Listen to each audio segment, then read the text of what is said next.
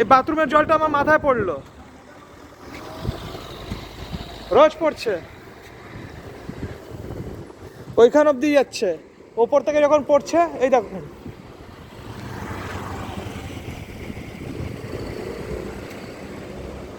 এটার জন্য কি স্টে অর্ডার নেওয়া হয়েছে? কতদিন ধরে আছে? হ্যাঁ, আপনার এখানে কেউ সিকিউরিটি ফিকিউরিটি কারো জানা নেই? ওদের জানা আছে, আমি জানি না, আমি জানি না, দেখতে হবে। হ্যাঁ, আমি জানি। আপনি রোজ আসা যাওয়া করছেন, আপনি জানেন না এখানে এতদিন ধরে, আজ 1 মাস ধরে এখানে পাইপলাইন ফেটে আছে, এইখান অব্দি জল আসছে, পায়খানার বাথরুমের জলটা পড়ছে। আপনি দাঁড়ান না, একটু কথা বলছি তো।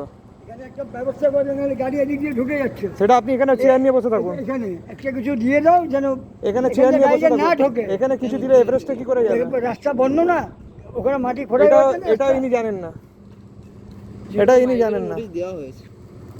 সবাই মাইগেট নিয়ে বসে থাকে তো। এটার ব্যবস্থাটা বলুন। আজ 15 দিন 20 দিন ধরে এই অবস্থা হচ্ছে,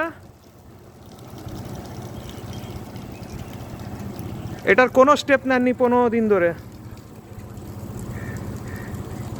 এটা কি কোর্টের অর্ডার আছে? না, এটা আপনার কমলিকা ম্যাডামকে, পলাশবাবুকে, সবাইকে এটার ভিডিও তুলে পাঠানো হয়েছে, ছবি তুলে।